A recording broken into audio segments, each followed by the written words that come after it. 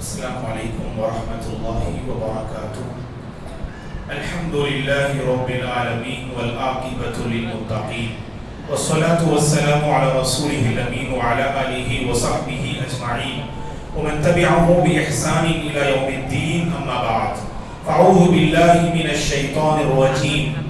نحن نقص عليك أحسن القصص بما أوحينا إليك هذا القرآن وَإِن كُنْتَ مِن قَبْلِهِ لَمِنَ الْغَافِلِينَ.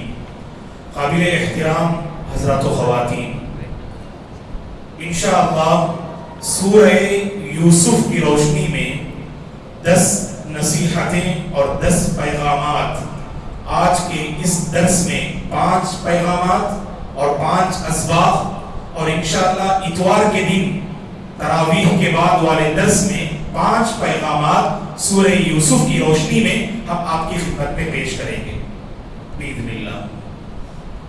آپ جانتے ہیں کہ ہر مسلمان کو قرآن مجید سے ایک غیر معمولی شغف اور تعلق قائم رہتا ہے اور قائم ہونا اور رہنا چاہیے. ویسی بعض صورتیں قرآن کی ایسی ہیں جن سے ہر مسلمان کا ایک گہرا تعلق رہتا ہے. جیسے سورہ مریم ہے، جب اس کی تلاوت ہوتی ہے تو سبحان اللہ دل کی کیفیت بدل جاتی ہے.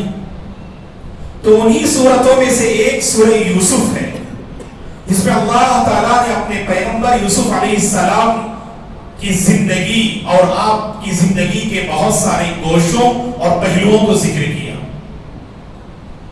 اور کسی خاص سورت سے محبت یہ غلط بات نہیں ہے. مشہور واقعہ آپ جانتے ہیں، ایک صحابی نماز کی ہر رکعت میں سورہ اخلاص کی تلاوت کرتے تھے، قل هو اللہ احد. تو اللہ کے نبی نے ان سے پوچھا کہ آپ اس سورت کی ہر رکعت میں تلاوت کیوں کرتے ہیں؟ تو انہوں نے کہا کہ مجھے اس سورت سے محبت ہے. تو اللہ کے نبی نے فرمایا صلی اللہ علیہ وسلم نے کہ جن کے ساتھ تم محبت کرتے ہو ان کے ساتھ تم جنت میں ہوگے انشاءاللہ. تو کسی خاص صورت سے ہمارا تعلق اور ہماری محبت یہ غلط بات نہیں ہے. اور ویسے جب سورہ یوسف پڑھتے ہیں تو سبحان اللہ ایک غیر معمولی تعلق اس صورت کے ساتھ ہمارا قائم ہو ہی جاتا ہے. اللہ تبارک و تعالیٰ نے ایک عظیم پیغمبر کی زندگی کو اس صورت میں بیان کیا جو صاحب بصیرت اور صاحب بصارت تھے، جو خوبصورت اور خوب سیرت تھے. اللہ نے بصارت اور بصیرت، سیرت اور صورت دونوں سے اللہ تبارک و تعالیٰ نے آپ کو مالا مال کیا تھا. نبوت بھی عطا کیا، حکمت بھی عطا کیا، علم بھی عطا کیا، بادشاہت بھی عطا کیا، سمجھداری بھی عطا کی، خوبصورتی بھی عطا کی. اور آپ کے حوالے سے مختصر کہیں یوسف علیہ السلام صاحب بصارت، صاحب بصیرت، خوبصورت اور خوبصیرت پیغمبر تھے. یعقوب علیہ السلام کی 12 اولاد میں آپ ایک جلیل القدر فرزند ہیں اور پیغمبر ہیں. آپ کی زندگی سے آج کے اس درس میں 5 اہم اسباق. پہلا سبق یہ ہے، زندگی میں کبھی کسی پر حسد نہیں کرنا چاہیے. دوستو، حسد یہ بہت بری بلا ہے. حسد اگر کسی سوسائٹی میں آ جائے نا، یہ بیماری ایسی جو بہت سارے ذہنوں کو تباہ و برباد کر دیتی ہے بیماری. اور وہ قوم ترقی کر نہیں سکتی جس قوم کے افراد ایک دوسرے پر حسد کرتے ہوں. آپ دیکھ لیجیے گا کہ جب یوسف علیہ السلام نے خواب دیکھا کہ 11 ستارے، ایک چاند اور سورج آپ کو سجدہ کرتے ہوئے، تو باپ پیغمبر یعقوب علیہ السلام نے بھانپ لیا، تاڑ لیا، سمجھ لیا کہ بیٹے کا بلند مقام ہونے والا ہے. اور آپ کے جو دیگر فرزند تھے وہ نبی یوسف اور آپ کے بھائی بنیامین کو لے کر کچھ پریشان تھے. کیوں؟ کیونکہ یعقوب علیہ السلام ان 2 بچوں سے زیادہ محبت کرتے تھے. ان دونوں پر شفقت کی نگاہ کچھ زیادہ ہی تھی. تو اسی لیے انہوں نے اپنے بھائی کے ساتھ سبحان اللہ بالکل ننھے منھے معصوم بھائی، جب حسد کی آگ دل میں بھڑکتی نا، انسان آگے کیا کرتا ہے اور کیا قدم آگے بڑھاتا ہے وہاں اللہ تعالیٰ عقل پر پردہ ڈال دیتے ہیں. یہ حسد انسانی عقل پر پردہ ڈال دیتا ہے. معصوم بھائی کو کنویں کے حوالے کر دیا. پہلے قتل کی سازش کی, ایک بھائی نے کہا کہ قتل کرنا مناسب نہیں, ہم اس کو اندھیرے کنویں میں ڈال دیتے ہیں. اور اللہ کی کرم فرمائی آپ پر تھی کہ وہاں پر جو راہ چلتی ایک جماعت کی نظر حضرت یوسف پہ پڑی. اس معاملے کے پانی کی غرض سے انہوں نے مٹکے کو, ڈول کو کنویں میں ڈالا تو یوسف علیہ السلام نکلے جو بڑے خوبصورت بچے تھے, اور مصر کے بازار میں آپ کو بیچا جاتا ہے. تو دیکھیے حسد کی آگ ایسی ہے جو اپنوں کے درمیان فاصلے بنائے رکھتی ہے. اس آگ سے بچنا چاہیے. ہاں شریعت نے اس بات کی اجازت دی کہ دو معاملات میں آپ حسد کر سکتے ہیں. حسد کا مطلب وہاں پر رشک. صحیح بخاری مسلم کی حدیث لا حسد الا فی اثنتین, کہ دو چیزوں میں آپ حسد یعنی رشک کر سکتے ہیں. حسد کا مطلب کیا ہوتا ہے؟ سامنے والے میں اگر آپ کوئی نعمت دیکھیں, اس نعمت کے چھین جانے کی دعا کریں آپ, یعنی بد دعا. سامنے والا اگر ترقی کر رہا ہے, آپ اس کے حق میں دل سے چاہیں وہ نیچے گر جائے, وہ تباہ و برباد ہو جائے, وہ ناکام ہو جائے, وہ ذلیل ہو جائے. سامنے والے کے حق میں اگر کوئی نعمت ہے, خواہ وہ کامیابی کی شکل میں یا عزت کی شکل میں یا جاہ و منصب کی شکل میں, آپ اس کے چھن جانے کی فکر کر رہے ہیں, یہ حسد ہے. اور رشک کسے کہتے ہیں؟ اللہ تعالیٰ نے کسی کو غیر معمولی صلاحیت دی, آپ اسے دیکھ کر دل میں آپ کے دل میں خواہش پیدا ہو رہی ہے, اگر اللہ تعالیٰ نے مجھے یہ علم اگر عطا کیا ہوتا, اگر اس طرح کا علم اور اس طرح کی صلاحیت اللہ تعالیٰ مجھے نوازتا تو میں بھی اللہ کے بندوں کے کام آتا. رشک کرنے کی اجازت ہے. اللہ کے نبی نے یہی فرمایا کہ دو آدمیوں کو دیکھ کر رشک کر سکتے. ایک وہ جسے اللہ نے خوب دولت سے مالا مال کیا, اللہ کی راہ میں دن اور رات خرچ کرتا ہے, اسے دیکھ کر آپ رشک کر سکتے ہیں کہ اللہ تعالیٰ اگر ایسی دولت مجھے عطا کرتا تو میں بھی اللہ کے بندوں کے کام آتا. اور دوسرا شخص کون؟ جسے اللہ نے قرآن, علم, شریعت سے اللہ نے جو ہے مالا مال کیا, جس کے علم سے لوگوں کی ایک بڑی تعداد مستفید ہو رہی ہے. اسے دیکھ کر آپ کے دل میں بھی خواہش پیدا ہو سکتی ہے کہ اگر اللہ نے مجھے یہ نوازا ہوتا تو میں بھی یہی کردار ادا کرتا. تو اسے رشک کہتے ہیں اور رشک کی گنجائش ہے. لیکن کبھی حسد نہیں کرنا دوستو. دیکھیے بھائیوں نے کیا کیا, اپنے ہی معصوم, کوئی بڑے نہیں تھے, چھوٹے تھے یوسف علیہ السلام, اور جا کے کنویں میں ڈال دیا, پھینک دیا, کیونکہ عقل پہ پردہ. یہ نہیں سوچا کہ اس معصوم بچے کی روزی روٹی, یہ اور بات ہے اللہ نے آپ کی اس تاریکی میں حفاظت فرمائی. اور دوسرا پیغام غور سے سنیے, بچوں کے درمیان انصاف کا معاملہ ہونا چاہیے. جب خرچ کرتے ہیں باپ یا سرپرست, آپ کے اگر 4 بچے ہیں سلامت رکھے تو چاروں پہ آپ کی نظر برابر کی ہونی چاہیے خرچ کرنے کے حوالے سے. کسی ایک سے محبت زیادہ ہو سکتی ہے, شریعت نے اسے غلط نہیں کہا. مثلا 4 بچوں میں سے ایک بچے سے آپ کا زیادہ تعلق ہے, اس معنی میں کہ اس پر جو ہے آپ کا دل زیادہ جو ہے اس کے قریب ہو رہا ہے, اس بچے پہ سبحان اللہ آپ زیادہ محبت کا اظہار کر رہے ہیں. 4 بچوں کو آپ پیار تو دے رہے ہیں, لیکن ایک بچے کے ساتھ آپ کا پیار غیر معمولی ہے. شریعت نے کہا کہ یہ صحیح ہے, یہ غلط نہیں ہے, یہ بالکل صحیح کہ محبت کا معاملہ ایسا کہ محبت میں انصاف یہ ناممکن ہے. 4 بچوں میں سے کسی ایک سے زیادہ محبت ہوگی اور بقیہ 3 سے اس کے مقابلے میں کم ہوگی, شریعت نے اس کو برداشت کیا. لیکن جب خرچ کرنے کی بات آتی ہے وہاں پر برابری کا معاملہ ہونا چاہیے. بشیر رضی اللہ عنہ نے اپنے فرزند نعمان رضی اللہ عنہ کو ایک تحفہ دیا, اور جب اللہ کے نبی کی خدمت میں اس معاملے کو پیش کیا گیا تو بشیر رضی اللہ عنہ کو اللہ کے نبی نے طلب کیا اور پوچھا کیا تم نے اپنے دیگر بچوں کو بھی یہ تحفہ دیا؟ انہوں نے کہا کہ نہیں, میں نے صرف نعمان کو دیا. تو اللہ کے نبی نے کہا کہ نہیں, اعدلوا بین اولادکم, اپنے بچوں کے درمیان انصاف کا معاملہ کرو.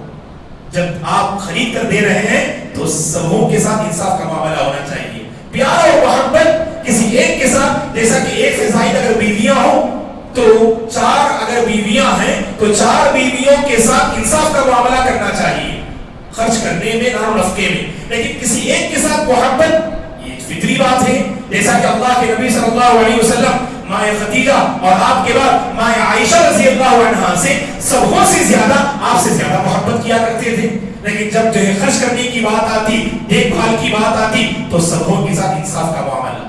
تو خواہ بچے ہوں یا بیویاں، اگر ایک سے زائد بچے ہوں تو کسی ایک سے زیادہ محبت کرنا یہ خلاف شرع نہیں، لیکن ان کے درمیان انصاف کا معاملہ ہمیں قائم رکھنا چاہیے. تو یعقوب علیہ السلام دیکھیے سبحان اللہ، یوسف علیہ السلام اور بنیامین سے غیر معمولی محبت کیا کرتے تھے، لیکن بھائیوں کو یہ چیز ہضم نہ ہو پائی.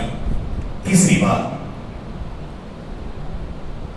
جب انسان جھوٹ بولتا ہے تو کچھ ایسی حرکتیں کر بیٹھتا ہے سامنے والے کو اندازہ ہوتا ہے کہ آپ جھوٹ بول رہے ہیں. آپ سچائی میں کامیابی ہے، سچائی میں آپ کی عافیت ہے. ذہن میں رکھیے گا، اگر آپ نے سچائی کو اختیار نہ کیا تو ذلت اور رسوائی کا جو ہے سامنا کرنا ہوگا. جب بھائیوں نے اپنے بھائی یوسف کو کنویں میں پھینک تو دیا، اب باپ کی خدمت میں آ کر کچھ نہ کچھ بہانہ پیش کرنا ہے. وہی بہانہ پیش کیا جس کا خوف حضرت یعقوب علیہ السلام نے پہلے سے کیا. جب بھائیوں نے درخواست کی کہ آپ یوسف کو ہمارے ساتھ باہر پکنک کے لیے کیوں نہیں بھیجتے ہیں، جبکہ دیگر لوگ اپنے بھائیوں کے ساتھ باہر جاتے ہیں، آپ یوسف کو کیوں نہیں بھیجتے ہیں، تو کہا کہ میں بھیج سکتا ہوں لیکن آپ لوگ اپنے کھیت میں مصروف رہیں گے تو کہیں بھیڑیا یوسف کو نہ کھا جائے. تو ان لوگوں نے یہی پلاننگ کی کہ بات کو جو ڈر تھا وہی جو ہے ہم بہانہ بنا لیتے ہیں، اسی ڈر کو ہم بہانہ بنا لیتے ہیں. تو باپ کی خدمت میں جا کے کہا کہ ابو جان ہم کھیل رہے تھے، رننگ ریس کر رہے تھے، دوڑ کا مسابقہ کر رہے تھے، اور اپنے ساز و سامان کے پاس ہم نے اپنے بھائی یوسف کو چھوڑا اور وہاں سے بھیڑیے نے کھا لیا. دلیل کیا ہے؟ پروف، یوسف کی قمیص کو پہلے نکال لیے تھے اور اسے جو ہے رنگین کر دیا انہوں نے. ارے عقل کا استعمال کرتے کہ جب بھیڑیا حملہ کرے تو ایسا تو نہیں کہ جو ہے پہلے قمیص کو اتارے گا وہ، بلکہ قمیص کو چھیر پھاڑے گا، ہے کہ نہیں؟ تو بالکل قمیص صحیح ثابت تھی، صرف وہ قمیص رنگین تھی بس. جب انسان جھوٹ بولتا ہے نا کہیں نہ کہیں پکڑا جاتا ہے، اور خاص کر جب کلاس میں جب استاد پوچھتے ہیں بچوں سے تو بچے جھوٹ بولتے ہوئے پکڑے جاتے ہیں.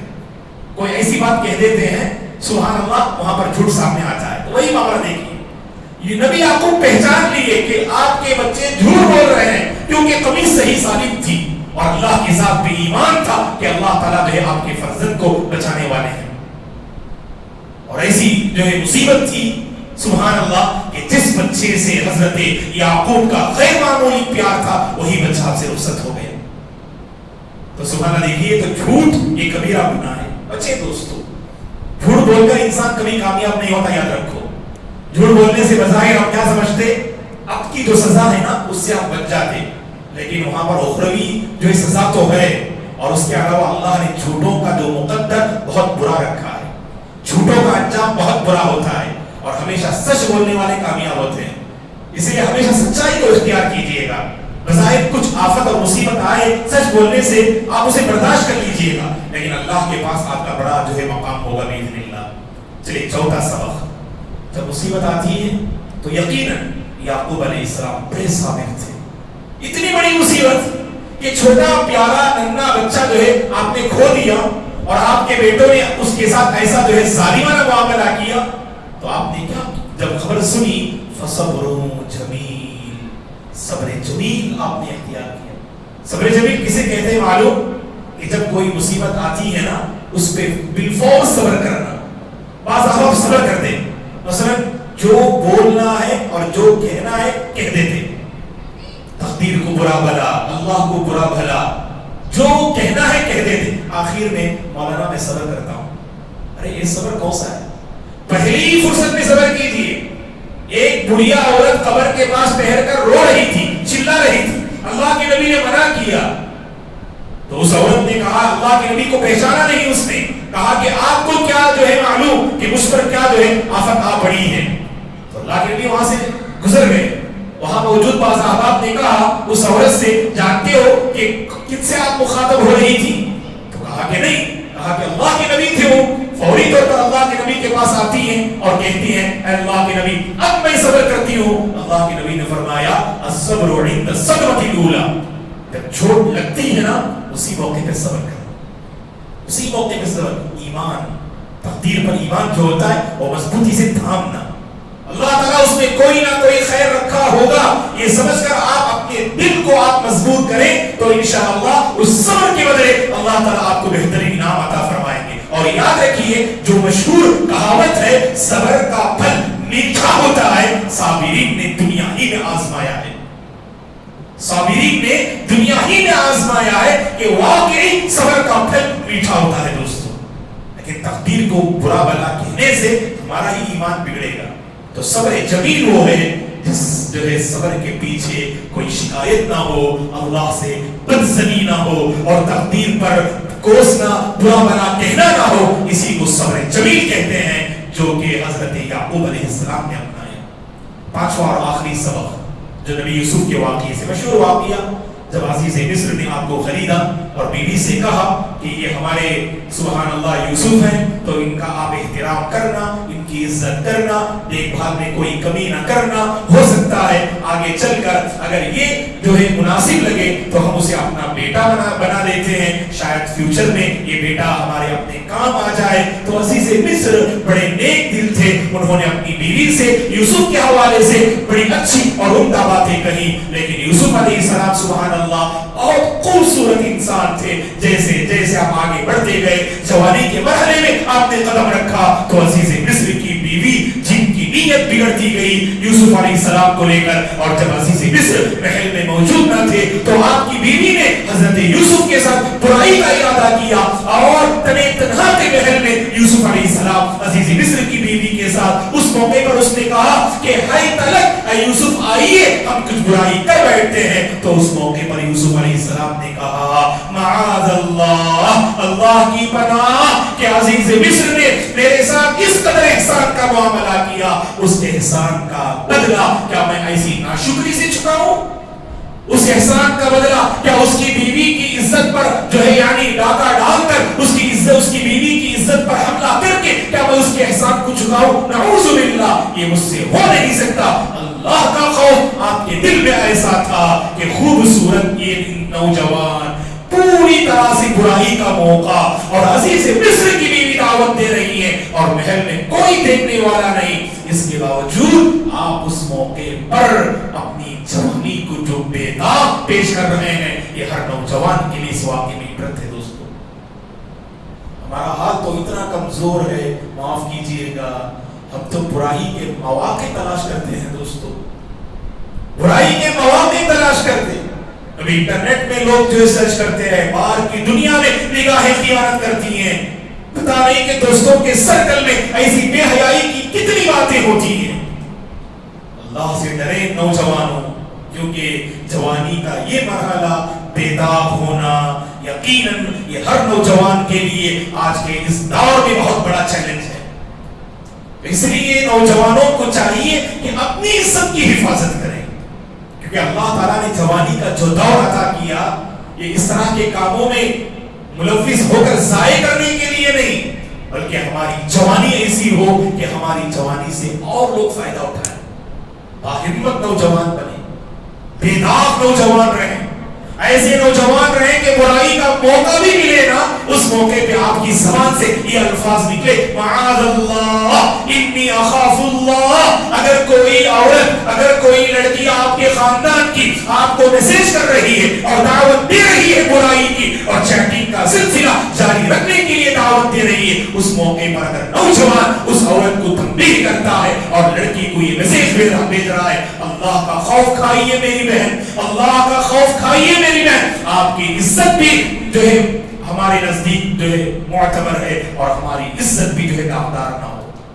آپ کی عزت بھی پیاری اور ہماری عزت بھی پیاری، ہم نہیں چاہتے ہیں اس طرح کے غلط تعلقات کے ذریعے ہماری عزتیں داغدار ہو جائیں۔